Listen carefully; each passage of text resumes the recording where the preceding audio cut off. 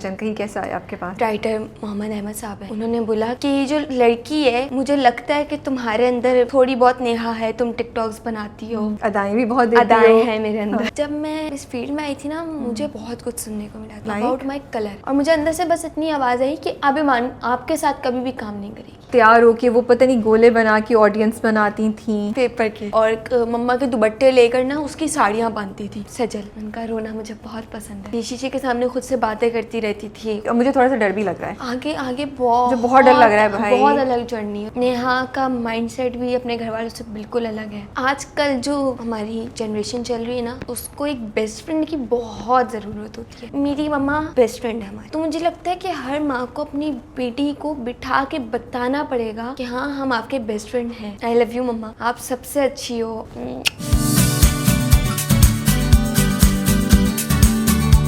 Hey guys, अस्सलाम वालेकुम, this is Rabia and you watching on खुशिया मैगज़ीन। आज मेरे पास जो मेहमान है, नाजुक सी, मनमोनी सी, प्यारी सी ईमान खान। बचपन से एक्टिंग का शौक़ है, खुद से टीचर बनती थी, होस्ट बनती थी, बालों में विग लगा के, कलर्ड एक्सटेंशंस लगा के प्रिटेंड करती थी कि कभी कुछ है कभी कुछ है। उनकी बहन लाइबा उनको बुड्ढी रू बुलाती हैं क्योंकि वो बहुत पुराने गाने सुनती हैं। तो ये कुछ छोटी छोटी बातें थी जो उनके इंट्रोडक्शन में मैंने आपको बताई। उनका सबसे पहला ड्रामा था दिल मोम का दिया। उसके बाद से बहुत से प्रोजेक्ट्स में उनको हमने देखा है। आजकल हम उनको कुछ अनकही और पिंजरा में देख रहे हैं। तो आइए मिलते हैं ईमान खान से। अस्सलाम वालेकुम ईमान। वालेकुम सलाम, कैसी हैं आप? मैं ठीक हूँ, आप कैसी हैं? मैं भी ठीक है, अल्लाह का शुक्र। थैंक यू सो मच कि आपने टाइम निकाला। और हमारी मैचिंग आज देखें, ब्लैक ब्लैक दोनों। लेकिन आप ज़्यादा प्यारी लग रही हैं। नहीं ऐसा कुछ नहीं है, माशाल्लाह माशाल्लाह से यू लुकिंग सो लवली। और इतना डिफरेंट लगता है ना स्क्रीन पे मैं आपको देखती हूँ। आज मैं आपको इन पर्सन देख रही हूँ तो मुझे बड़ी बड़ी लग रही है ईमान। वो थोड़े छोटे कैरेक्टर्स भी आपने किए हैं अब तक। मुझे लोग कहते हैं कि आप सामने छोटी हैं और स्क्रीन पे बड़ी आती हैं। मैंने बोला ऐसा नहीं है। और सबको यही लगता है कि मैं 18, 19, 20 की हूँ, लेकिन मैं नहीं हूँ, नहीं छोटी हैं। हाँ, नहीं मुझे तो आप स्क्रीन पे ज़्यादा छोटी लग रही थी, या मैंने मुझे आप कैरेक्टर्स से मेरे जहन में बैठा हुआ है क्योंकि कैरेक्टर्स आपने हमेशा ऐसे किए हैं ना, छोटे किए हैं। हाँ, आजकल क्या शूट करी है? पिंजरा की शूट तो बहुत पहले ख़त्म हो चुकी है, और वो 8-9 महीने बाद ऑन एयर हुआ शूट होने के बाद, क्योंकि एडिटिंग में नजर सर बहुत टाइम लेते हैं और अच्छी एडिटिंग करके निकालते हैं। और उसके बाद कुछ अनगई की शूट पे थी मैं, फिर एक शॉर्ट फिल्म की, और अभी इंशाल्लाह एक न्यू प्रोजेक्ट करने वाली हूँ। सरप्राइज़ है वो। ओके देखते हैं फिर क्या होता है। अच्छा, ईमान की अम्मी उनके साथ आई थी, लेकिन ईमान ने उनसे बोला वहाँ बैठ जाएं। तो मुझे कहानी बड़ी इंटरेस्टिंग लगी बिकॉज वो बता रही थी कि अगर सीन में भी अम्मी आसपास हों तो ये कर नहीं सकती, उनको बिल्कुल नहीं कर सकती। मैं कंफ्यूज हो जाती हूँ मम्मा हाँ। को देख के, मैं डायलॉग्स भूल जाती हूँ, और मुझे एक डर रहता है कि अगर मैंने कुछ गलत कर दिया ना, मम्मा ने घर जाके मुझे मारना है। स्क्रीन पे तो कुछ नहीं कहेंगी, लेकिन उस वक्त ना तो उनकी आंखों से आपको पता चल जाता है कि अब ये उतना अच्छा नहीं हुआ। नजर पड़े मम्मा कह रहे ना, तो मैं समझ जाती हूँ ईमान कुछ गलत किया है, और मैं बोलती मम्मा आप हट जाएं प्लीज, आप जाएं यहाँ से। तो 1-2 दफ़ा हुआ ऐसा उसके बाद से आपने कहा? तमसा की शूट पे हुआ है कि एक समीना जी मुझे मार रही थी, और मेरी एकदम मारते मारते नज़र पड़ी मम्मा खड़ी। हम लोग नजर सर मम्मा को हटा दे, तो कहते ईमान तुम सीन में थी। मैंने कहा हाँ, लेकिन आप इनको हटाए, मुझसे नहीं होगा। तो कैसे मिला कुछ अनकही, कैसा आया आपके पास? मैंने बेटियां किया था। राइटर मोहम्मद अहमद साहब हैं, तो उन्होंने बोला कि जो लड़की है मुझे लगता है कि तुम्हारे अंदर थोड़ी बहुत नेहा है, तुम टिकटॉक्स बनाती हो और अदाएं भी बहुत देती हो। अदाएं हैं मेरे अंदर। तो वो तुम कर सकती हो। और 1-2 वो सीन थे कि जिसमें टैटू बनवाया था नेहा ने, वो सीन हुए नहीं, तो मेरे रियल में भी बने में। तो उन्होंने बोला कि हाँ चलो हो सकता है कि तुम्हारे अंदर है एक एक्टिंग का। मैंने कहा करवा के देख लें। उनको था कि ईमान पता नहीं कर सकेगी, हिंदू कैरेक्टर था, तो उसमें ज़बान ऐसी थी कि दर्जी को दर्जी बोलना था, और पे का वो होता था। बिल्कुल। और उसके बाद अभी तक मैं कम सीन आए, लेकिन वो एक पार्क वाला सीन था जिसमें मैं टिकटॉक बना रही हूँ, वो बहुत ट्रेंडिंग चल रहा है अल्हम्दुलिल्लाह माशाल्लाह। तो मुझे बड़ा मज़ा आता है। तो नदीम बेग ने ऑडिशन दिया था आपने, या क्या हुआ? मेरी मीटिंग हुई थी, और वो मुझे जानते थे। सिनफियान में मैंने काम किया था 4-5 दिन का, हाँ थोड़ा सा काम था मेरा, तो वो मुझे पहले से जानते थे। उन्होंने मुझे देखा, 1-2 डायलॉग्स मुझसे कहला, तुम कर लोगी ईमान। हाँ मैं कर लूँगी। बट कितने मज़े की बात है ना कि आपको अच्छे बड़े डायरेक्टर्स के साथ काम करने को मिला इतनी सी एज में, अल्हम्दुलिल्लाह। अल्लाह का जितना शुक्र अदा करूँगा बिल्कुल मैं। बिल्कुल। और उनसे आप सीख कितना रही होंगी मुझे लगता है इस छोटी उम्र पे ना। तो आप कराची से बिलोंग करती हैं? जी, फैमिली शुरू से। आपकी कराची में पली बढ़ी हैं? मैं तो कराची में, और लेकिन मम्मा बाबा कोयटा के, मम्मा कश्मीर की हैं। तो लेकिन आपको कराची याद है बचपन से? तो कहाँ स्कूल कहाँ पढ़ा हुआ है या कॉलेज आजकल क्या कर रही हैं आप? स्कूल मैंने मैट्रिक तक पढ़ा हुआ है, मैट्रिक कंप्लीट हुआ है मेरा। बस इंशाल्लाह 1-2 महीने में मैंने कॉलेज स्टार्ट करना है, क्योंकि कोरोना की वजह से थोड़ी सी पढ़ाई डिस्टर्ब हो गई थी। गैप ले लिया था बचपन में, एक ड्रामे के बाद पढ़ाई डिस्टर्ब हो रही थी, 2 साल का गैप लिया, पढ़ाई कंप्लीट की, और इसके बाद अब एक्टिंग से गैप लिया आपने? एक्टिंग से गैप लिया और पढ़ाई कंप्लीट की? पढ़ाई कंप्लीट Good, क्योंकि very good. बहुत डिस्टर्ब हो रही थी। और मम्मा ने मुझे हमेशा से ये बात सिखाई है, इस फील्ड में पढ़ाई बहुत ज़रूरी है। ये तो बहुत अच्छी बात है माशाल्लाह। मम्मा ने हमेशा सपोर्ट किया है, यहाँ तक जो हूँ एक अल्लाह पाक और मम्मा। हाँ मैंने तो आपकी मदर का जर्नी लाइबा के थ्रू भी और आपके थ्रू भी देखा है माशाल्लाह से। उनकी जो स्ट्रेंथ है, डेडिकेशन है आप दोनों के पीछे, जो ख्वाब हैं वो आई थिंक मम्मा सबसे लड़के हम दोनों को इस फील्ड में लाई हैं। हाँ मेरी तरफ से पापा को इशू नहीं था, क्योंकि मैं छोटी थी और बचपन से बाबा को था कि ये लोग ना आर्मी ज्वाइन करें। मेरा इंटरेस्ट नहीं था, मैंने नहीं करनी आर्मी ज्वाइन। लाइबा तुम करो, तुम बड़ी हो ना, तुम कर लोगी। तो बाबा ने मेरी बारी पे नहीं कहा। लाइबा हाफिज़ कुरान थी, तो वो बोलते हैं कि यार लाइबा नहीं, बोला पापा आने दो ना। कहते हैं तुम जा रही ना, बस काफ़ी है। मैंने मम्मा ने बैठ के बाबा को समझाया कि बच्चों का नहीं है आर्मी में, उनको जाना होगा, वो फील्ड के बीच में से भी चली जाती। बिल्कुल सही बात है। और लाइबा का यही है कि कुछ टाइम काम करना है और फिर शादी करनी है उससे। हाँ वो तो हमें मालूम है, और कैसे प्रपोज होना है ये भी हमें मालूम है। ये शादी करनी है। हाँ। और उसने कहती है कि बाद में देखूंगी फील्ड का रखना है या नहीं, लेकिन मेरा यही है कि अभी शादी बिल्कुल ऑफ है। बहुत टाइम है, 10-11 साल मेरी शादी। आप तो छोटी हैं, बहुत छोटी। बहुत हाँ। और अभी मम्मा के साथ रहना है, क्योंकि मम्मा को मैं एंटरटेन बहुत करती हूँ घर में। वो एक होती है ना बच्ची चुलबुली, वो मैं हूँ। अच्छा। तो मम्मा को मैं बोलती मेरे लिए ना कोई घर तमार ढूंढना, आपको छोड़ के मैं कहीं नहीं जा रही। That's so cute. मम्मा को छोड़ के मैंने नहीं जाना कहीं। और इट्स ओके भाई, व्हाई नॉट? घर दामाद क्यों नहीं हो सकता? बहुएं होती हैं, बिल्कुल हो सकता है। भी हो सकता है। इसको चेंज होना चाहिए अब इन चीज़ों को। तो बचपन से शौक था आपको? मैंने सुना है कि आप तैयार हो के वो पता नहीं गोले बना के ऑडियंस बनाती थी पेपर के और मम्मा के दुपट्टे लेकर ना उसकी साड़ियाँ बांधती थी। कि मुझे और डांस का बहुत शौक है, डांस बहुत अच्छा करती हूँ मैं। तो मम्मा की साड़ियाँ बांध के वो डांस, दीपिका के डांस देखना और माधुरी के, उन सब के डांस देखती थी। उसके बाद एक्टिंग करती थी और सजल, उनका रोना मुझे बहुत पसंद है। तो सजल की तरह रोना एक्सपेरिमेंट करती थी? बहुत करती थी, विक्स लगाती थी। सही है। और पानी के स्प्रे वो करके रोती थी, शीशे के सामने खुद से बातें करती रहती थी, खुद को मारती थी ताकि रोना है। मम्मा को किचन में, मम्मा थोड़ा सा डांटो, रोना है। क्यों रोना है? मम्मा एक्टिंग करनी है, मम्मा एक्टिंग करनी। तो मम्मा ने बोला कि हाँ इसके अंदर है, तो मैं बात करके रुके यहाँ रुके। तो ये ख्याल कैसे आया कि मुझे ये करना है? ये पहला ख्याल कैसे, पहला शो क्या किया था आपने? टीचर बनी थी, कोई होस्ट बनी थी, क्या होस्ट बनी थी? होस्ट बनी थी। निदा यासिर।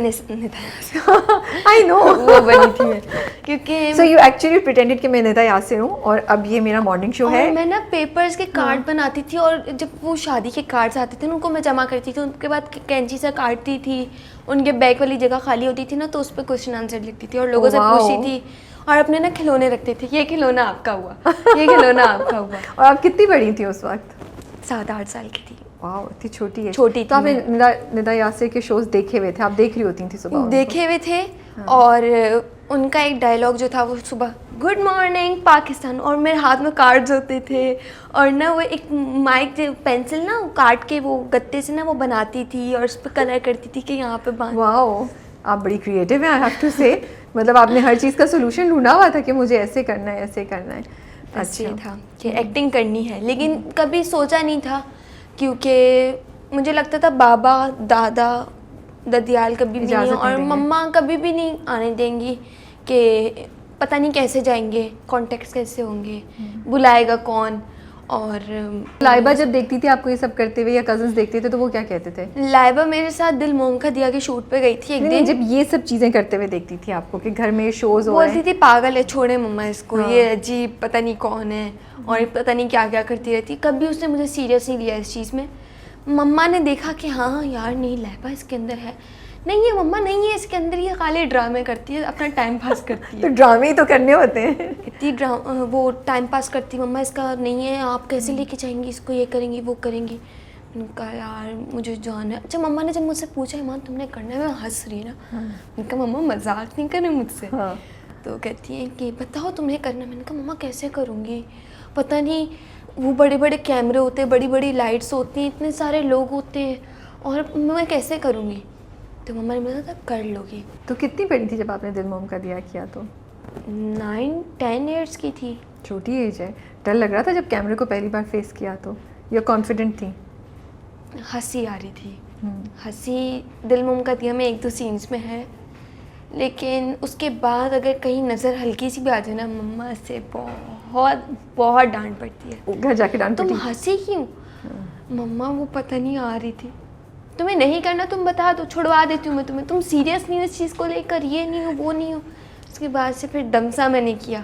दमसा में मैं बहुत सीरियस हो गई थी अपने काम को लेकर। दमसा तक पहुंची कैसे, वो कहानी बताएं। मेरी गुड़िया एक ड्रामा था और मुझे उसके लिए कॉल आई कि मम्मा को आई, मम्मा हैंडल करती हैं सारी चीज़ें, कि एक दिन का सीन है, ज़्यादा काम नहीं है तो ईमान कर लेगी। मम्मा ने बोला हाँ कर लेगी, क्योंकि इतना पता नहीं था कि क्या कैरेक्टर है। तो मैं गई और जब सीन किया वापस आ गई, पता नहीं क्या हुआ। शाजिया भाभी ने वो एक सीन देखा, उसके बाद मुझे कॉल की। मैं उसी बच्ची से बात कर रही हूँ जो मेरी गुड़िया में थी। मम्मा ने बोला हाँ मैं उसकी अम्मी, इसको ऑडिशन के लिए लिया। गई तो पहले मेरे लिए 2 कैरेक्टर से, एक दमसा था एक आयशा था। आयशा के लिए कैरेक्टर के लिए मेरा हुआ ऑडिशन कि आयशा का करना है। तो वो अंधी थी बच्ची, ब्लाइंड थी, उसका मैंने किया। तो नजफ सर ने बोला नहीं तुम दमसा का करो। मेरा कोई 15 दिन ऑडिशन हुआ है दमसा का। 15 दिन रेगुलर। और मुझे लगता था मम्मा बुला रहे नहीं लेंगे, मम्मा सिर्फ टाइम पास करवा रहे मेरा, मुझे नहीं लेंगे, मेरी एक्टिंग सही नहीं, मम्मा मुझे दमसा के लिए कैसे लेंगे, ड्रामा है उस बच्ची पे, मैं कैसे करूँगी। मम्मा ने बोला तुम्हें बुला रहे कुछ तो होगा। उन्होंने बोला आखिरी दिन आ जाए। दमसा डन हुआ, उसी वक्त कॉन्ट्रैक्ट साइन किया और मैं इतना खुश थी। नादिया जमील जिनको मैं अपनी अम्मी ही बोलती हूँ, सेट पे उनका ऐसा था कि मुझे ना नादिया जमील नहीं बोलो या आपा नहीं बोलो या कोई बाजी नहीं बोलो, कुछ भी नहीं, मुझे माँ बोलो। और मैं उनको अम्मी कहती थी। और उनके साथ जितने रोने वाले सीन है ना, एक सीन था जिसमें मैं उनसे मिली थी, दीवार उन्होंने वो तोड़ी थी और वो मुझसे मिली थी और हम लोग लिटरली रोए थे, एक्चुअल रोए थे। इतना रोए थे कि हम दोनों को हिचकियाँ लग गई थी, हम लोग इतना रोए थे गले मिलके। और मेरी बॉडी कांपती थी, जो रोती थी, मुझे मार पड़ती थी और वो बिल्कुल रियल आता था। मुझे बहुत मज़ा आया दमसा करने में। दमसा के बाद पिंजरा ऑफर हुआ आपको? या पिंजरा ऑफर हुआ, शाजिया भाभी ने किया कि ये बच्ची काम करती रहती है हमारे साथ तो यही करेगी। तो फिर बेटियाँ? फिर नहीं, बेटियाँ और पिंजरा साथ साथ चल रहा था शूट्स। बिग बैंग के साथ मैंने पाकिज़ा पप्पो किया था, तो उन्होंने बोला, आई ड्रीम के साथ किया था, फिर बिग बैंग के साथ एक मैंने किया था। तो उन्होंने बोला कि हाँ ईमान को करवा लेते हैं। बेटियाँ किया, वो भी बहुत अच्छा रहा था मेरा, माशाल्लाह से। और 5 बहनें थी, सेट पे कुछ ना कुछ चल रहा होता था। खुद से, और आपकी टिकटॉक्स तो बड़े मज़े की हैं। मैं और खुद से टिकटॉक्स निकाल होते थे। अहमद सर को ना मैंने और खुद से ने ना टिकटॉक पे लगा दिया था, फिर वो ना सीन से ज़्यादा बोलते थे आओ टिकटॉक बना, आ जाओ टिकटॉक बना। इतने मज़े के हैं ना, बहुत अच्छी बातचीत चलती है उनसे। और फिर उसके बाद अब आप कुछ अनकही कर रही हैं। कुछ अनकही कर रही हूँ, एक और प्रोजेक्ट पे आपका काम इंशाल्लाह। अब दोस्तों का क्या रिएक्शन होता है जब वो आपको देखती हैं? तो कुछ दोस्त नहीं है मेरे, थे दोस्त, स्कूल फ्रेंड्स थे, बट वो फील्ड में आई, उनको लगा कि नहीं फील्ड अच्छी नहीं है, मान भी बुरी होगी, तो वो मुझसे खुद दूर हो गए। फिर कुछ 1-2 दोस्तें बनी जो मुझे लगा स्नेक फ्रेंड्स हैं, कुछ उनसे शेयर करती थी, मुझे दूसरे लोगों से पता चलता था। फिर मैंने बोला कि यार नहीं, दोस्त नहीं। तो ये बहुत लोनली नहीं है? नहीं, ये ज़्यादा महंगी कीमत नहीं है इस फील्ड में होने की, देने के लिए? मुझे लगता है इस फील्ड में दोस्त बनाने नहीं चाहिए।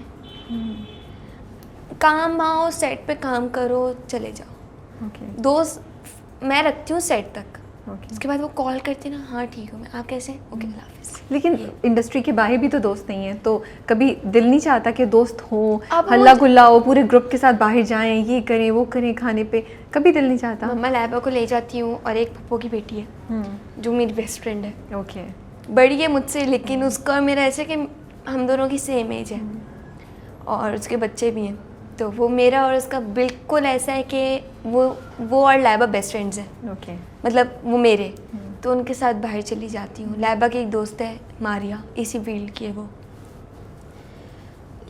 मुझसे ज़्यादा अच्छी दोस्त है, तो उनके साथ ही मैं कर लेती हूँ, और कुछ शेयर करना होता है तो लैबा से कर लेती हूँ। तो मतलब कम दोस्त हैं, बट हैं लेकिन कम हैं, तो आपने चूज कर और लिया अच्छे दोस्त हैं। अच्छे दोस्त हैं, हाँ। मम्मा हमेशा ये कहती दोस्त रखो, अच्छे रखो, ये ना हो कि उनके साथ रह रहकर तुम भी ख़राब हो जाओ। नहीं, वो तरबियत नहीं की हुई तुम्हारी मैंने।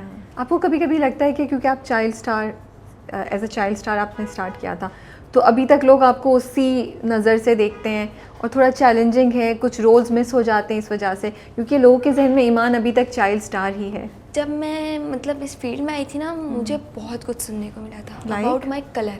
ओके। कि मेरा कलर थोड़ा डल था, मतलब वो होता है ना, जब छोटे बच्चे होते हैं उनके कलर थोड़े डल होते हैं। मैं धूप में बहुत खेलती थी, उसके बाद मुझे टाइफाइड हो गया था, तो उससे मेरा कलर बिल्कुल जलवल गया था, मेरा कलर बहुत डल था। तो छोटी थी मैं, एक जगह पे गई, ऑडिशन था मेरा, मुझे बुलाया कि मुझे उसमें देखा था, एक शॉर्ट फिल्म की थी, उसमें मैंने रमज़ान की, तो मेकअप मेरा हुआ था, तो वो स्क्रीन पे मैं थोड़ी अच्छा मेरा कलर आया था, तो उन्होंने बुलाया, मुझे देखते थे, बोलते हैं ये ईमान है? मैं छोटी थी, मम्मा ने बोला जी ईमान है। ये तो बहुत काली है, और मैं ना, मेरी आंखों में आंसू आ गए। तो मम्मी ने बोला क्या मतलब, कोरे बच्ची चाहिए, काली बच्ची थोड़ी चाहिए? नहीं नहीं, इसका नहीं हो सकता। मम्मी ने बोला ईमान बाहर जाओ आप। मैं बाहर जाके खड़ी हुई, और मुझे अंदर से बस इतनी आवाज़ आई कि अब ईमान आपके साथ कभी भी काम नहीं करेगी। और हुआ, रिसेंटली उनकी कॉल आई कि ईमान के साथ काम करने। मम्मा ने बोला मम्मा ईमान आपके साथ काम नहीं करेगी। अच्छी बात है, सही बात है। क्योंकि मुझे ना मेरे स्कूल में भी बहुत किया जाता है, कलर डल है, ये है वो है, और कोई स्कूल में टैबलोस होते हैं ना, जो डल बच्ची दिखानी होती है ना, या गरीब दिखानी होती, मुझे ले लेते थे। और अभी भी कुछ ड्रामों में होता है कि बहुत ज़्यादा गरीब दिखानी है ना, ईमान का कलर डल है, उसको ले लेते हैं। मैंने बोला यार ये कलर इतना प्यारा है, मुझे अपना कलर बहुत पसंद है। कोर्स आप इतनी प्यारी है, स्क्रीन पे इतना प्यारा आता है ना, हर कोई खूबसूरत होता है, जो जिसकी जो भी रंगत है, जो जैसा भी है अल्लाह ने बनाया, सब अपनी जगह पे बहुत खूबसूरत होते हैं। मेकअप आर्टिस्ट होते हैं जो अभी भी टॉन्ट मारते हैं, तुम ना थोड़ी वाइट बेस यूज़, उनका मेरा कलर यही है और मैं यही बेस यूज़ करूँगी, मुझे आप लोगों से कुछ नहीं पूछना, नहीं है ना कुछ जानना है, मुझे पता है मुझे क्या करना है, मैं बेहतर जानती हूँ। दैट्स वेरी नाइस ईमान, माशाल्लाह माशाल्लाह। पहले रोती थी, अब नहीं रोना आता कलर पे, क्योंकि प्राउड फील होता है यार। तो ये चेंज कब आया? पहले जब रोने से रोना बंद कब हुआ? मम्मा ने क्या कहा? मम्मा ने ईमान तुम्हारा कलर बहुत अच्छा है ना। हाँ मम्मा सही है, तुम स्क्रीन पे बहुत प्यारी आती हो, तुम अगर इस चीज़ को अपने दिल में लेके बैठ जाओगी ना, तुम कभी काम नहीं कर सकोगी, तुम हमेशा रोती रहोगी इस चीज़ को लेके कि कलर डल है, मैं काम नहीं करी, इतने लोगों में नहीं खड़ी हो रही, वो गोरी है, मैं ये। बोला यार हाँ मम्मा ठीक कह रही हो। फिर अभी कुछ ज़्यादा बोलते थे ना, मैं उनको शट अप कॉल दे देती हूँ, आपका काम है ही नहीं भाई, मेरा स्किन कलर है ना। कुछ अभी भी डायरेक्टर्स करते हैं, इनकी अम्मी गोरी दिखाई है, इनका कलर डाला है, मैं बोलती हूँ ओके सर इट्स ओके, मुझे कोई और काम मिल जाएगा और उससे अच्छा मिलता है। आप मना कर देती हैं जब ऐसी बात सुनती हैं तो? मेरा एक प्रोजेक्ट था, मैं उस नाम नहीं लूँगी, उस प्रोजेक्ट का लीड का था, वो मेरे चाइल्ड पर ही था। तो एक दिन का मेरा हुआ, तो एक एक्ट्रेस थी जो इस फील्ड में काम नहीं करती हैं, उन्होंने मुझे पता जो चला, कहा एक दिन काम किया मेरे साथ, ये बच्ची बहुत अच्छी एक्टिंग करी, मुझसे नहीं होगा इसके साथ, इसको निकालें। और ना मैं जब 2-3 दिन ना मुझे शूट पे बुलाया नहीं, हालांकि रेगुलर शूट थी। मम्मा ने जब पूछा ना एडी से कि क्या सीन है, उनको इशू हो रहा है ईमान के साथ, और उनका कलर भी अच्छा है ना, और वो ईमान के जो है एक्टिंग से थोड़ा सा इशू हो रहा है उनको, तो उन्होंने अपनी कोई जानने वाली थी उनको रखवा लिया। मैं जाए नमाज़ पे बैठ के बहुत रोई, नमाज़ पढ़ते पढ़ते, ज़ोहर का टाइम था, और मैं इतना रोई, मैं रोते रोते ना सजदे में रुकी थी कि इतना रोई, मेरी ना हिचकियाँ शुरू हो गई। उसके उसके बाद मुझे दम सा मिला माशाल्लाह। फिर मैंने बोला ईमान रोना नहीं है, इस फील्ड में रोना नहीं है, बहुत काम आएगा। जो आधा आधा प्रोजेक्ट होकर भी आपसे छीना जाएगा, लेकिन रोना नहीं है, कोई बेहतरी होगी हर चीज़ में। सही कह रही है Iman, and I am so proud of you. मुझे सुन के इतना अच्छा लग रहा है कि आप ओन कर रही हैं अपनी चीज़ को, बिकॉज ये इतना इंपॉर्टेंट है। मैं आजकल लड़कियों को देखती हूँ जो इस चीज़ में कॉम्प्लेक्स होता है या उनको प्रेशर होता है, प्रेशर होता है, अपनी मेंटल हेल्थ को भी अफेक्ट कर रही होती है। तो इस स्टेज पे पहुंचना कि आप जैसी हैं, जिस तरह की भी अल्लाह ने जैसा भी बनाया उसको ओन अप करना, उसके लिए प्राउड फील करना, ये बहुत बड़ी बात है। एंड आई होप कि आज बहुत सी लड़कियां जो आपको सुन रही हैं, और आप इतनी प्यारी लग रही हैं माशाल्लाह से इस वक्त, माशाल्लाह से, आपको नज़र ना लग जाए मेरी, और आपका काम इतना अच्छा है। हमने आपको देखा, आपका जर्नी देखा है, मैंने देखे हैं आपके पुराने इसीलिए तो मैंने कहा कि मुझे छोटी, क्योंकि वो शुरू से याद है ना। और अब मैं देखी हूँ इतनी खूबसूरत ये मनमोहनी सी ईमान हमारे सामने बैठी हैं, तो वो देख रही हैं, तो उनको पता होना चाहिए, वो ये सीखें कि आपने जो आप जैसी हैं उसी के साथ आपने अपना सफ़र रखा, और आज आप माशाल्लाह से कहाँ नहीं है। आपका काम कितना है और नज़र कितनी आ रही हैं आप, और बहुत अच्छा काम कर रही हैं। So I am sorry for all that you went through, but I am glad कि आप अब एक अच्छी जगह पे हैं। लेकिन कभी कभी ऐसा लगता है कि लोग आपको थोड़ा सा चाइल्ड एक्टर होने की वजह से नॉन सीरियस लेते थे, अभी भी लेते हैं, और क्या लगता है कि अब आपको जो रोल्स ऑफर होते हैं मे बी वो चेंज हो जाने चाहिए, या चेंज रोल अब आ रहे हैं? चेंज रोल, अच्छा पहले वाली बात करती हूँ कि सेट पे कभी कभी होता है कि कुछ एक्टर्स या कोई क्रू या कोई भी ऐसे लोग एडी कभी कभी कर लेते हैं कि अगर मैं बोलती हूँ ना मेरा कितना काम रह गया है, मुझे जाना है, मैं थक गई हूँ, अभी तो आई हो, बैठी रहो, हालांकि मैं सुबह 9 बजे से आई हुई होंगी। और होता है कि पूरा दिन काम नहीं होता मेरा, और पूरा काम नहीं होता, और एंड में भेज देते हैं पूरे मतलब 10-11 बजे तक बिठा के भेज देते हैं। लेकिन मैंने कवि साहब से ही सीखा है, दिल मुमका दिया में थे वो, उन्होंने मुझे ये चीज़ सिखाई। वो एक दिन बैठे हुए थे, उनका पूरा दिन कोई सीन हुआ, 6-7 बज रहे थे, तो मैंने उनसे पूछा, मैंने कहा आपका कोई सीन हुआ? छोटी थी, मैंने कहा आपका कोई सीन नहीं हुआ, आप थक नहीं गए बैठे बैठे? कहते हैं कि मुझे पैसे मिल रहे हैं ना मेरा पर डे, मेरे लिए वो काफ़ी है, भले मुझसे काम करवाएं ना करवाएं, मेरा काम है उनको पूरा दिन देना जो उन्होंने लिया हुआ है। मैंने कहा ठीक है। लेकिन कभी कभी फील हो जाता है कि नहीं यार ये गलत कर रहे हैं, बहुत ज़्यादा गलत कर रहे हैं। कि कभी बोलूँ कि मुझे पानी अभी तक नहीं दिया, अच्छा ला के देते, 2-2 घंटे तक गायब, फिर मुझे खुद जाके कभी कभी लेना पड़ता है, या मम्मा सेट पर होती, मम्मा को भेजना पड़ता है। लेकिन अब जाके ये चीज़ थोड़ी बेहतर होना चाहिए, थोड़ी ज़्यादा नहीं। और जहाँ तक कैरेक्टर्स की बात है, लेकिन मैं रोकूंगी, ये इसलिए बेहतर होना शुरू हो गया है क्योंकि काम आपका ज़्यादा हो गया है, अब आप बेहतर रोल्स कर रही हैं आपको लगता है, या आप बड़ी हो गई हैं तो उनको पता है कि अब ज़रा इसको थोड़ा हमें सीरियस लें? हाँ। क्या चीज़ ज़्यादा है? जो लोग इस फील्ड में काम कर चुके हैं ना, ज़्यादातर वो कर रहे हैं। जो अभी न्यू आए ना, वो मुझे ऐसे ही ले रहे हैं कि नहीं ये न्यू बनती है, ये न्यू बनती है।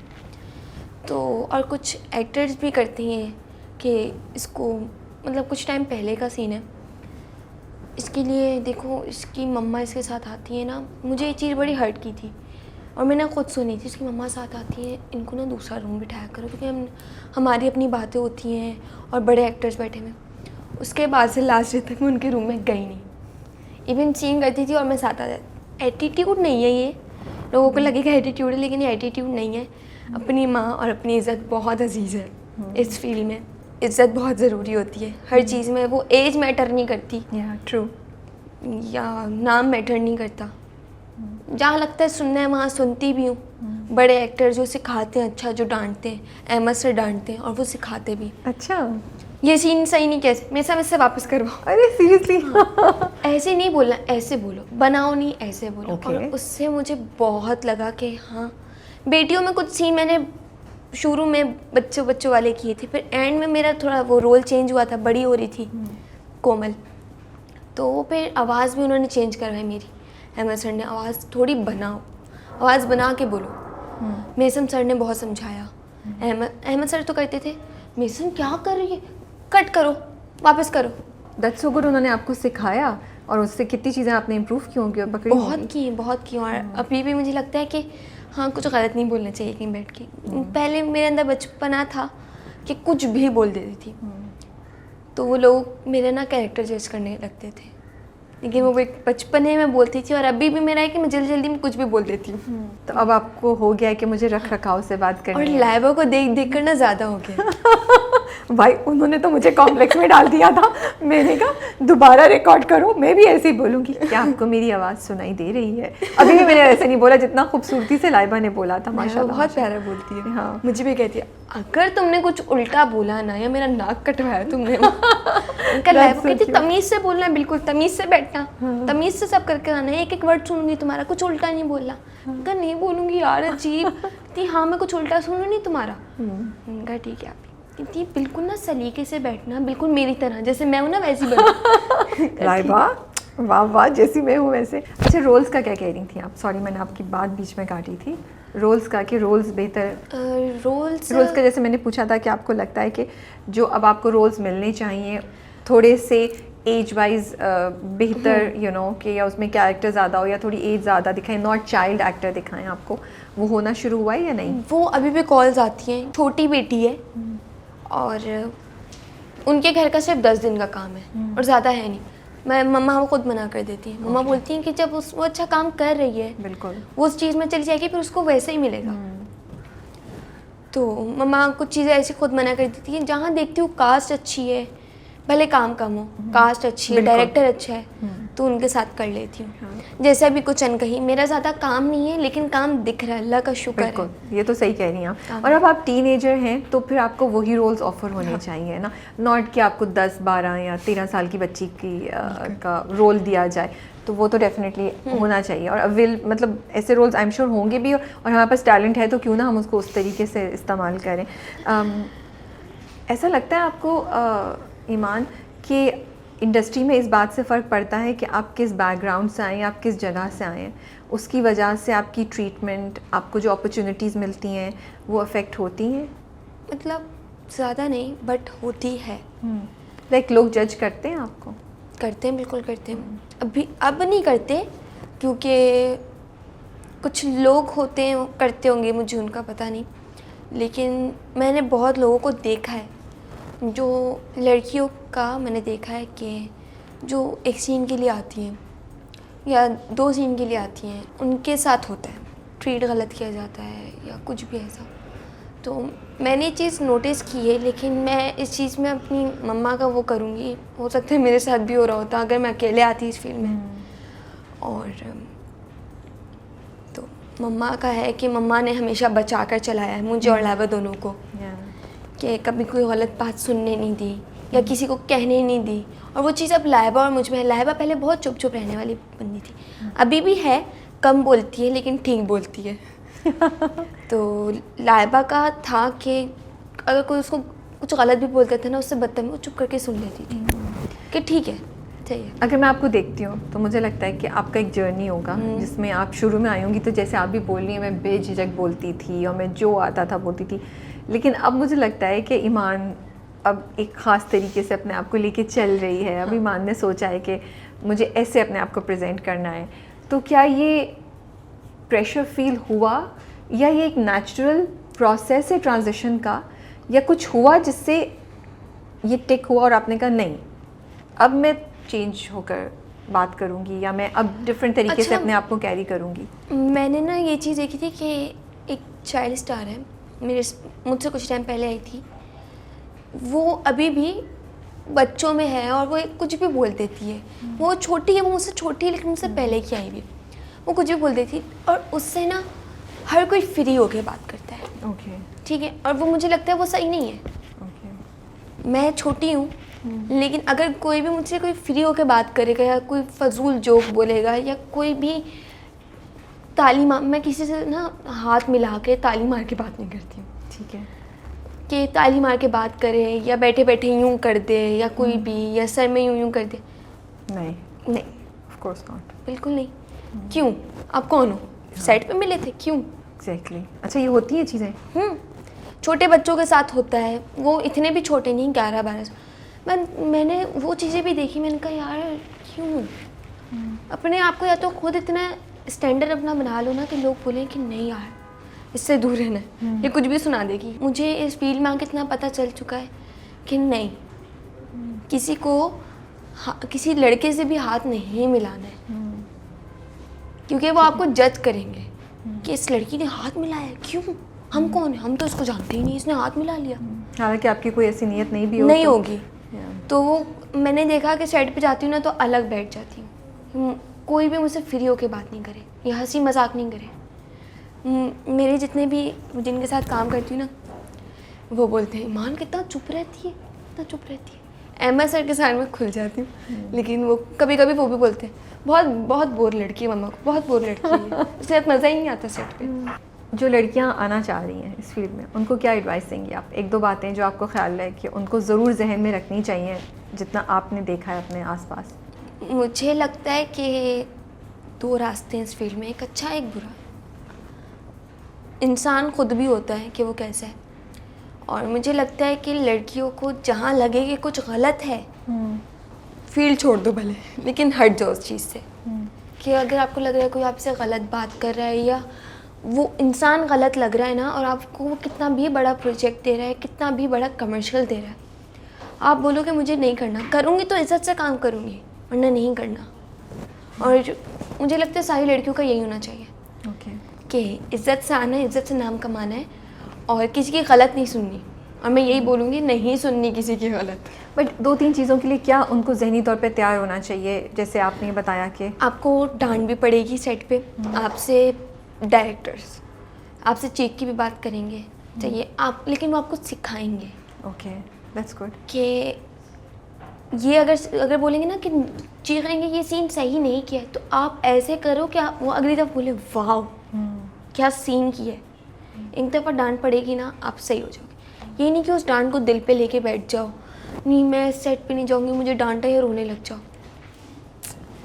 तो ये चीज़ है कि डांट भी पड़ेगी, आपको ख्वारी भी बहुत करनी पड़ेगी, इधर उधर घूमना भी बहुत पड़ेगा। हाँ, इतना ग्लैमरस नहीं जैसा लगता है भाई, बहुत ख्वारी है। और इस ऑफ स्क्रीन भी बहुत सीन होते हैं, लड़ाई झगड़े सब कुछ, लेकिन वो नहीं कि आप एकदम बदतमीज़ी करने लग जाओ और आप ऐसे करो कि नहीं इस फील्ड में काम नहीं करना है भाई, लेकिन अपने आप को ऐसा करो कि आपसे कोई बदतमीज़ी करे ही ना, कोई आपसे चीख के बात करे ही ना, अपने आप को वो करो ना कि हाँ मैं सबसे परफेक्ट हूँ। I like her confidence. मुझसे कोई है ही नहीं, मुझसे अच्छी एक्टिंग कोई कर ही नहीं सकता, मेरे अंदर है माशाल्लाह से। और मैं ये चीज़ जब सोचती हूँ ना, बोलती हूँ ईमान अब करनी है, नाक नहीं कटवाना खुद का, करना है ऐसा। That's so cute। अच्छा मुझे ये बताएं, एक्टिंग के ये एक्सप्रेशंस इतने कैसे सीखे? खुद से प्रैक्टिस कर करके, कोई फिल्मों में से उठाती हैं, कुछ लोग आपको इंस्पायर करते हैं एक्टर्स, या यूट्यूब, किस तरह ये? बिकॉज मैंने आपका देखा एक्सप्रेशंस बहुत सॉलिड हैं। मैं सोनिया हुसैन, सजल, सबा कमर, इन तीनों को हमेशा इनका रोना, इनकी एक्टिंग, इनके एक्सप्रेशंस हमेशा कॉपी करती हूँ। और बहुत से कुछ अनकही में भी सीन्स हैं कि मेरे रोने वाला सीन सजल से मिल रहा है। सजल आपी को बहुत देखती हूँ, सजल आपी से मिल रहा है। या चीख में मैंने काम किया था, उसमें मेरी बहन का डेथ सीन था, और वो सीन मैंने सजल के अम्मी का इंतकाल होता है एक ड्रामे में, उसमें रोते हुए उनको देखा था, तो फिर वो हाँ उसमें मैंने कॉपी किया था। और वो जैसे वो चीख के बात करती हूँ, उनकी आंखों में एक दर्द होता है, वो चीज़ मैं फिर वो कॉपी करती हूँ। और बाहर की एक्ट्रेसेस को मैं देखती हूँ, दीपिका को, उसके एक्सप्रेशंस बहुत अच्छे होते हैं और एक्टिंग बहुत अच्छी होती।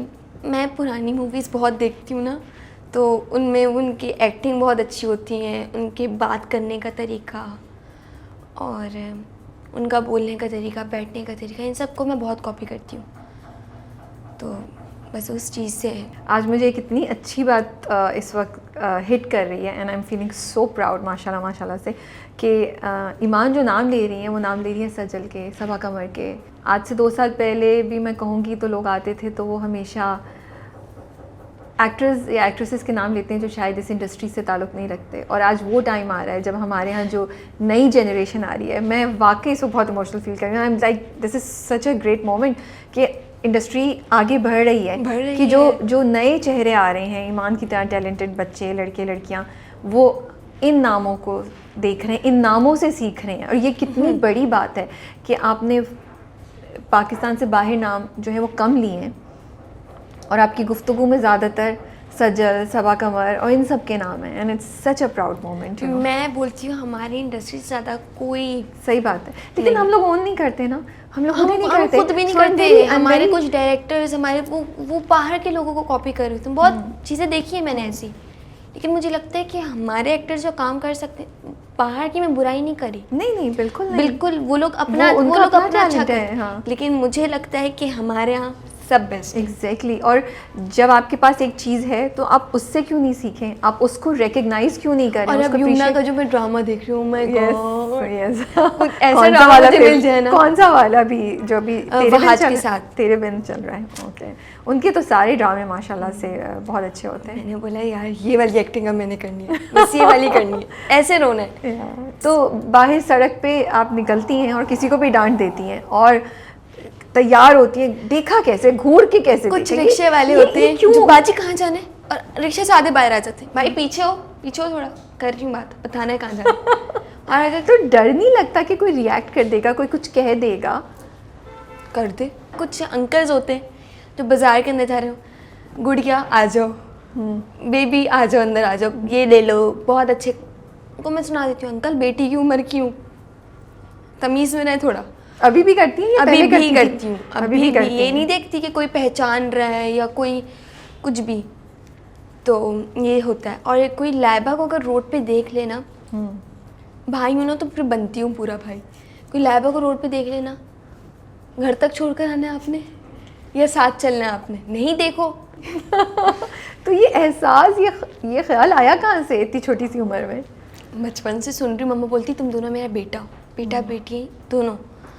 तो मुझे लगता है नहीं मम्मा लाइबा बेटी है, मैं बेटा हूँ, और हर चीज़ में मम्मा का बेटा बनकर मैंने बोला मम्मा मुझे बाइक ले दो या स्कूटी ले दो, आपके सौदे भी ला कर दूँगी, आपको जहाँ जाना है लेके जाऊँगी।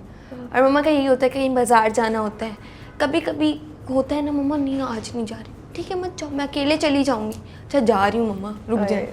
So nice. मम्मा से बहुत स्पेशल ताल्लुकात हैं आप दोनों बेटियों के, है ना? बहुत बहुत हर चीज़ मम्मा से शेयर करनी, या अगर मम्मा तक बहुत पहुंचानी है ना कि यार लाइबा ये बात है, यहाँ जाना है, मम्मा से बात कर लो ब्रो, ठीक है कर लूँगी, जाओ। तो उनसे इतनी अच्छी रिलेशनशिप कैसे है? आप क्या बोलेंगी माओं को कि क्या करती हैं आपकी अम्मी जो आप नोट करती हैं, या उनका क्या बिहेवियर है जो आप माओं को एक टिप दे सकती हैं कि अपनी बेटियां, स्पेशली जो यंग लड़कियां हैं, टीनेजर लड़कियां, बिकॉज मुझे लगता है ये एज बड़ी डिफ़िकल्ट होती है, उसमें अपनी बेटी से दोस्ती करना बहुत इंपॉर्टेंट है, वो कैसे मैनेज करें?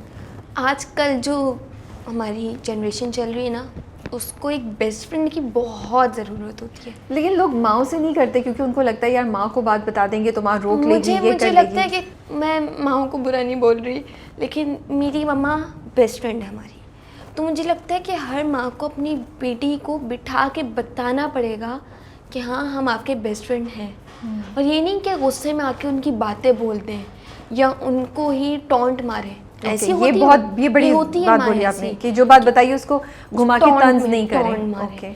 कि अगर बोल दें कि यार मम्मा हमारी लाइफ में ये मसला चल, अच्छा मैं हूँ ना, ठीक है, तो इधर की बात कोई बात हो, तुम क्या बोल रही हो, तुम्हारे साथ तो ये मसले चल रहे हैं, तुम्हें तो ये छोड़ गए, तुम्हारे साथ तो वो, ये नहीं होना चाहिए। मुझे लगता है बेटी भी बेस्ट फ्रेंड बने, एक ट्रस्ट रख के माँ से शेयर करे, फिर वो माँ का काम है, रखे ना रखे, लेकिन एक ट्रस्ट रखे कि माँ है यार, माँ रखेगी सेफ चीज़। लेकिन कुछ माँ गुस्से में कर जाती है, लेकिन उनको नहीं करना चाहिए। बट क्या आपकी अम्मी आपको हर चीज़ करने देती हैं, या आपकी कुछ बाउंड्रीज हैं, कुछ लिमिटेशंस हैं जो आप कुछ चीज़ें बाउंड्रीज रखी है मम्मा ने, इस फील्ड में भी और फील्ड के अलावा भी। कि अभी मैं भी कराची में गई थी, मम्मा मेरे साथ गई थी, इधर ऐसी जगहों पे अकेले नहीं छोड़ना मैंने, ठीक है, यहाँ तुम्हें साथ रखना है या तुमने यहाँ जाना ही नहीं है।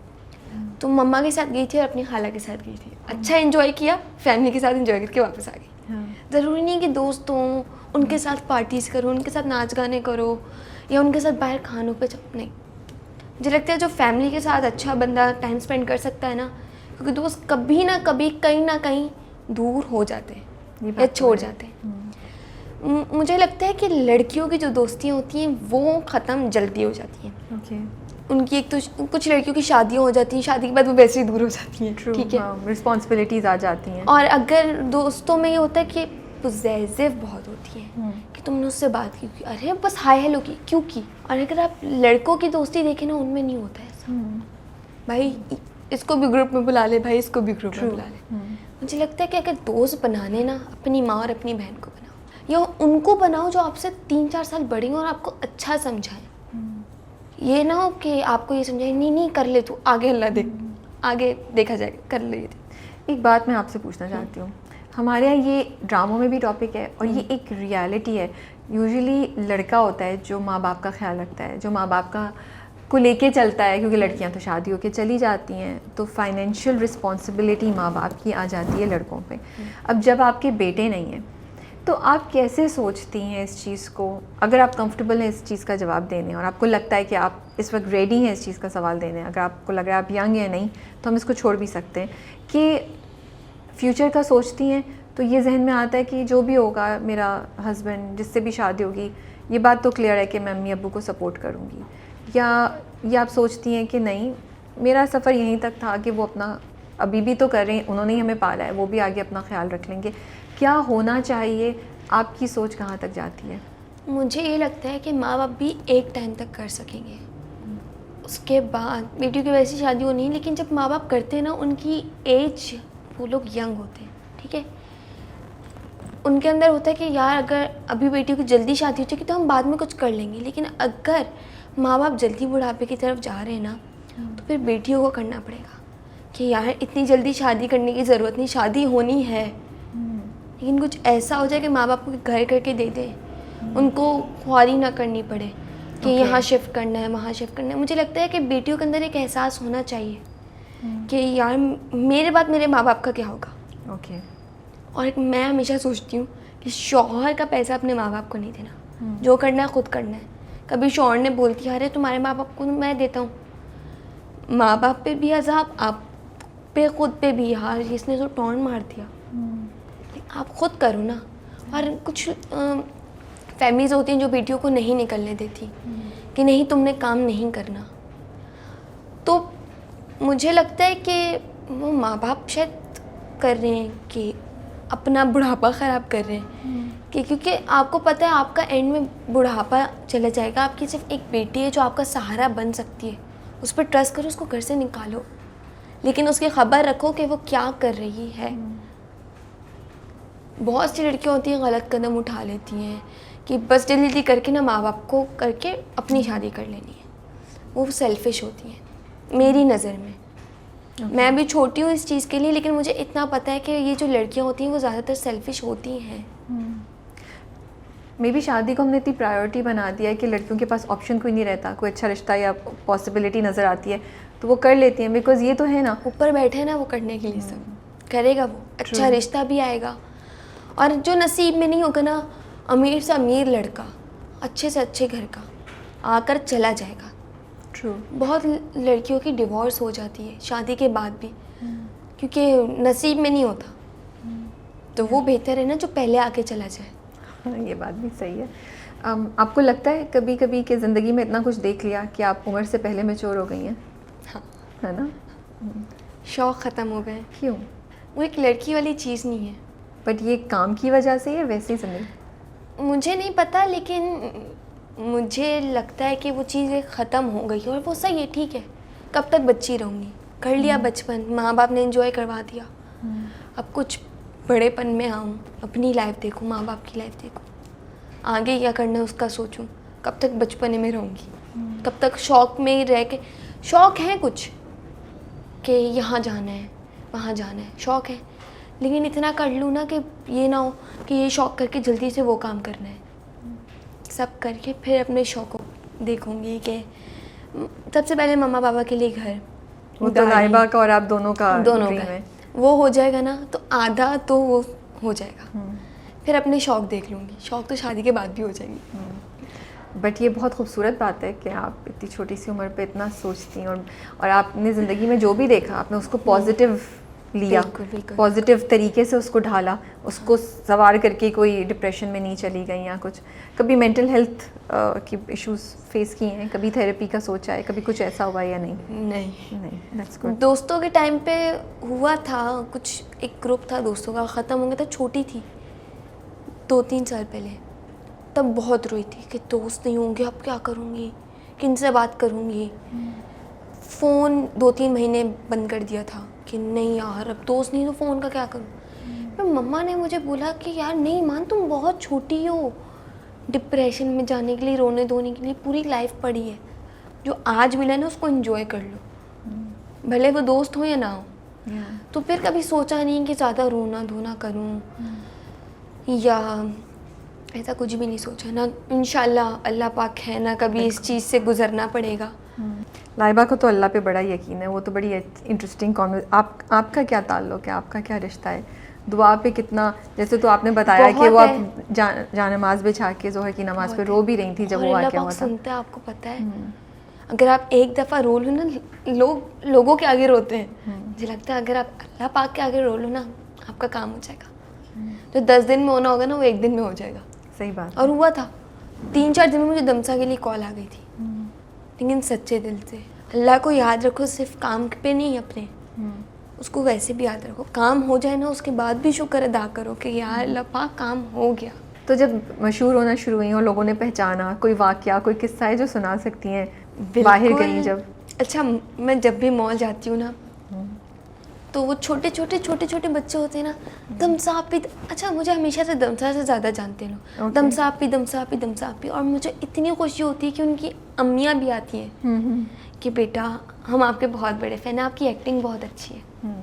बड़ी खुशी होती है कि यार अम्मियों को भी अच्छी लग रही हूँ और एक्टिंग लोगों को अच्छी लग रही है। जब आपको कोई पहचानने लग जाए ना, तो आपको लगता है हाँ आपका कैरेक्टर बेस्ट है। माशाल्लाह से। लेकिन कोई किस्सा सुना है, कुछ स्पेसिफिक कोई वाक़या हुआ कि आप भी हैरान रह गई हो या आप एकदम से बहुत खुश हो गई हो? कराची 8 में कुछ 2-3 साल पहले, नहीं 2 साल पहले हुआ था, जब दमसा ऑन एयर हो गया था। उसके कोई 10-12 एपिसोड्स आए थे। तो मैं लाइबा और उसके कुछ दोस्त थे, उनके साथ गई थी। मैंने बोला चलो यार चलते हैं और ये वो। मुझे नहीं पता था कि कोई मुझे पहचानेगा, क्योंकि टिकटॉक उस टाइम पे मेरा इतना नहीं था, कोई 20-25 हज़ार फॉलोअर्स थे मेरे। मुझे लगा था नहीं यार कोई भी, और मैं बिल्कुल नॉर्मल गई थी।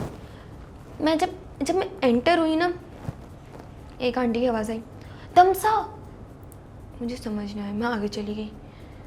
दमसा बेटा रुको। और पीछे से ना, मतलब थोड़ी बुजुर्ग आंटी थी, वो पीछे से भागते हुए और मुझे गले लगा कर रोने लग गई। मैंने कहा क्या हुआ आंटी, तुम किडनैप हो गई थी ना? मैंने कहा आंटी है, हाँ दमसा किडनैप हो गई थी, तुम यहाँ तुम बच जाओगी ना। और वो रो रही थी और मुझे हुआ यार दमसा को देख के लोग रो रहे हैं, मतलब उनको अच्छा लग रहा है। मैंने कहा आंटी आप देखना। अल्लाह मेरा दिल बैठा जाता है जब वो मैं ड्रामा देखती हूँ। अल्लाह आंटी आप इस तरह रोए नहीं, प्लीज़ नहीं रोए। और मुझे इतनी खुशी हुई थी कि सारे लोग खड़े होकर देख रहे थे। उसके बाद बात कर रहे थे, हाँ ये वही दमसा है। हाँ, मुझे इतना प्राउड फील हुआ। और सबसे ज़्यादा लाइबा को हुआ कि ये मेरी बहन। काफ़ी यार। अच्छा ये बताएं, इंडस्ट्री में डिस्क्रिमिनेशन, कनेक्शंस, ये सब चीज़ें हैं, मैटर करती हैं? कनेक्शन, ये अपॉर्चुनिटीज़ मिलना आसान है? आपके लक पर है कि हाँ लक बहुत इम्पॉर्टेंट है। क्योंकि मैं अभी तक अल्लाह का शुक्र, अल्लाह और अपने लक पर चल रही हूँ। मेरे ज़्यादा कॉन्टेक्ट्स नहीं थे। मेरी गुड़िया के बाद मैंने आपको बताया दमसा, वो एक रैंडम था। हो सकता है कि मेरी गुड़िया से किसी और को भी पिक कर लेते अगर वो मैं नहीं होती, मेरी जगह कोई और होता, उसका लक। लेकिन मेरा लक था कि हाँ ये मुझे मिलना है। तो और कभी भी ना मम्मा ने लोगों को तंग नहीं किया कि ईमान को काम दिलाओ, लाइबा को काम दिलाओ। तो मम्मा बोलती हैं कि प्लीज़ इसको याद रखना, मेरी बेटी कर लेगी। मम्मा को एक है प्राउड फील है हम दोनों पे कि दोनों कर सकती हैं। तो कुछ अनकही भी ऐसी मिला लक से, बेटियां भी ऐसी मिला, पाकिज़ा पुप्पो भी ऐसी ही मिला और दमसा भी ऐसी मिला। तो और कुछ लोगों के लिए ज़रूरी भी है, थोड़े बहुत होना ज़रूरी है कि यार हाँ लक होगा तो जा सकते हैं आगे। और कनेक्शन होंगे तो हम जा सकते हैं आगे। और कुछ लोग बना लेते हैं, दिमाग में बिठा लेते हैं कनेक्शन होंगे तो ही जा सकते हैं, वरना नहीं। ट्राई तो करके देखो। Okay, that's a good advice कि assumptions नहीं करने ट्राई पहले करने से। में कोई बुराई नहीं है। नहीं होगा तो नहीं होगा, होगा तो एक छोटी सी चीज़ से भी आप आगे चले जाओगे। ट्रू। लोग टिकटॉकर्स को बहुत ज़्यादा जज करते हैं और एक ये कॉमन परसेप्शन है टिकटॉकर्स के बारे में लोगों की।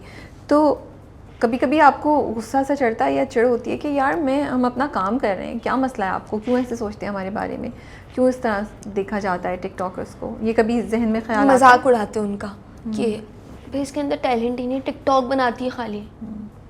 टैलेंट है भाई, रोना होता है स्क्रीन पे और अकेले एक्टिंग करनी पड़ती है डायलॉग्स पे, वो एक अलग चीज़ होती है। और मुझे लगता है कि टिकटॉकर्स में बहुत टैलेंट होता है, वो उनकी एक्टिंग पता चलती है। और बहुत से अब टिकटॉकर्स जो है वो टीवी पे आ रहे हैं, बिल्कुल सही है, बहुत से काम कर रहे हैं। क्यों करें? कुछ टैलेंट देखा होगा हमारी फील्ड में, तभी उनको बुलाया ना। ट्रू। और बहुत से कैंपेन्स वगैरह लेकिन गुस्सा चढ़ता था? मुझे अभी कहते हैं ना कि अरे वो देखो टिकटॉकर, टॉकर नहीं बोलो कि हाँ उसके अंदर। और वो लोग बोलते हैं कि कमेंट्स करते हैं अबे सिर्फ टिकटॉक बनाती है, कोई टैलेंट वैलेंट नहीं है इसमें। और बेटियां में एक सीन हुआ था कि मेरी पोस्टर पे पिक्चर नहीं आई थी, क्योंकि उस टाइम पे मुझे पता नहीं था कि शूट हो रहा है। और जब मैं टर्की में थी तब वो शूट हुआ था उसका पोस्टर का। तो मुझे लगा था जब मैं वापस जाऊँगी मेरा भी हो जाएगा, तो वो नहीं हुआ था। तो उसके बाद ना मुझे कमेंट्स आ रहे थे, तुम्हारी तो शक्ल ही नहीं लीड पे आने वाली, और तुम्हें तो पोस्टर में लिया ही नहीं, तुम्हें तो ऐसे ही कर दिया, और तुम पोस्टर में नहीं, और शेम ये वो। उसके बाद मुझे कमेंट्स आए कि सारी बहनें गुबरी हैं, इसको अडॉप्ट किया। और लिटरली ये यूट्यूब पे कमेंट्स हैं, स्टिल हैं। तो ना मैंने अहमद सर को बोली थी, मैंने कहा देखे ये वाले कमेंट्स आ रहे हैं, कहते तुम इनको दिल पे लेके बैठो। मैंने कहा हाँ मुझे बुरा लग रहा है कि इस तरह बोल। कहते हैं वो जेलस हो रहे हैं तुमसे क्योंकि वो तुम्हारी जगह नहीं आ सकते। मैंने कहा हाँ। तो कहते हैं अगर कोमल स्क्रीन उस पर नहीं दिख रही ना पोस्टर पे, वो स्क्रीन पे दिख रही है और लोग पसंद कर रहे हैं उसको। और फिर जब मैंने देखा ना कि हाँ मुझे पसंद कर रहे हैं, अल्लाह का शुक्र है, तो मैंने कहा हाँ पोस्टर पे आना ज़रूरी नहीं है, बिल्कुल ज़रूरी नहीं है। एक्टिंग अगर आप अच्छी करोगे तो आप स्क्रीन पे दिख जाओगे। तो आपको मुसलसल अपने से बातें करनी पड़ती हैं अपने आप को नॉर्मल रखने के लिए, और ये चीज़ें अफेक्ट करती हैं, बॉदर करती हैं। कुछ कमेंट्स देख के, कुछ चीज़ें देख के खुद को फिर समझाना पड़ता है, अरे इस चीज़ को लेके रो रहे हो, नहीं रोना। लास्ट में अपनी अम्मी के लिए कोई मैसेज देना चाहें, उनको कुछ कहना चाहें? बिकॉज आई थिंक मैं उनकी इतनी रिस्पेक्ट करती हूँ, मैं उनसे वैसे भी 1-2 दफ़ा सेट पर मिल चुकी हूँ और मैंने लाइबा और आपका जर्नी देखा है, तो मुझे लगता है उनका बहुत इंपॉर्टेंट रोल है आप लोग को यहाँ तक लाने के लिए। अभी भी वो वहाँ बैठी हुई बेचारी वेट कर रही हैं, आई एम जस्ट थिंकिंग कि माएँ कितनी इंपॉर्टेंट होती हैं, क्या क्या करती हैं वो। उनकी तबीयत ख़राब हो जाती है लेकिन वो एक लफ्ज़ नहीं बोलती कि मैं बोलूँगी तो उनकी बेचारियों के साथ कौन आएगा, इनका है कौन, इनको लाने वाला कौन है। तो आई लव यू मम्मा, आप सबसे बेस्ट हो और आपके लिए कोई वर्ड नहीं है। आप सबसे अच्छी हो और हर चीज़ में सपोर्ट करती हो आप यार। और कभी गुस्से में कुछ बोल दूँ आपको या कभी हमारी लड़ाई झगड़े हो जाते हैं तो उसके लिए सॉरी, लेकिन आप सबसे अच्छी हो यार। That's so sweet.